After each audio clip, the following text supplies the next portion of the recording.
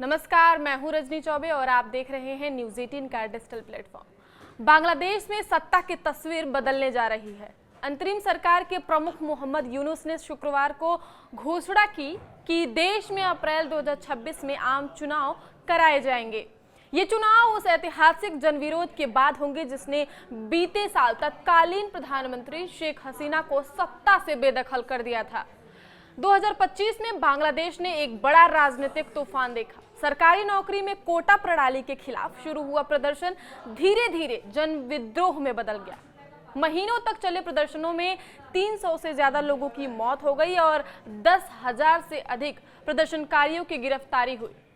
स्थिति इतनी विस्फोटक हो गई कि अगस्त 2025 में शेख हसीना को देश छोड़कर भारत में शरण लेनी पड़ी। इसके बाद सेना ने सत्ता संभाली और मोहम्मद यूनुस को अंतरिम सरकार का प्रमुख नियुक्त किया।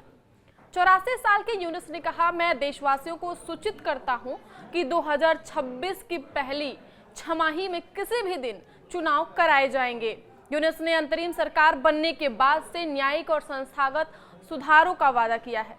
इस बीच बांग्लादेश की अंतर्राष्ट्रीय अपराध न्यायाधिकरण ICTC ने 1 जून 2025 को पूर्व प्रधानमंत्री शेख हसीना पर मानवता के खिलाफ अपराधों का मुकदमा दर्ज किया है।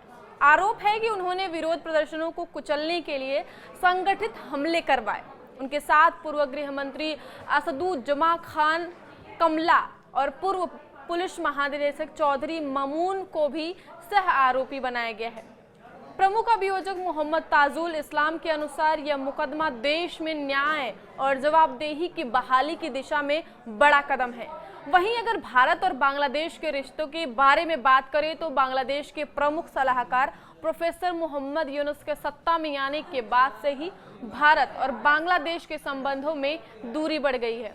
यूनुस ने भारत के साथ संवाद कम कर दिया है और वह भारत के विरोधी पाकिस्तान समेत अन्य देशों के साथ रिश्ते मजबूत करने में ज्यादा रुचि दिखा रहे हैं। पिछले कुछ महीनों में भारत और बांग्लादेश के संबंधों में काफी तनाव देखने को मिला है, खासकर जब अगस्त 2024 में पूर्व प्रधानमंत्री शेख हसीना को पद से हटा दिया गया।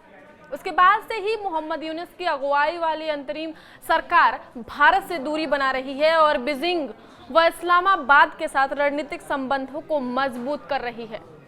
बांग्लादेश के प्रमुख सलाहकार प्रोफेसर मोहम्मद यूनुस ने सोमवार को कहा कि बांग्लादेश में बड़े पैमाने पर चीनी निवेश देश की अर्थव्यवस्था के लिए गेम चेंजर साबित हो सकता है।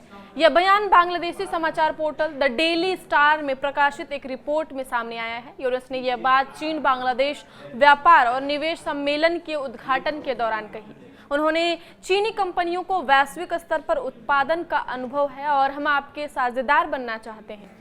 मोहम्मद यूनुस ने कहा, बांग्लादेश एक परिवर्तनशील युग के मुहाने पर खड़ा है। हमारी अंतरिम सरकार निवेश के लिए माहौल सुधारने और व्यापार करने के लिए अनुकूल वातावरण तैयार करने को लेकर प्रतिबद्ध है। यानी यूनुस ने चीन से रोजगार और औद्योगिक निवेश के लिए प्रत्यक्ष तौर पर आग्रह किया है। उन्होंने यह भी जानकारी दी कि बांग्लादेश अब तक के सबसे बड़े चीनी व्यापारिक प्रतिनिधिमंडल का स्वागत कर रहा है, जिसमें 150 से अधिक चीनी निवेशक शामिल हैं। आगे की खबर के अपडेट के लिए आप देखते रहे न्यूज़ 18 का डिजिटल प्लेटफॉर्म। धन्यवाद।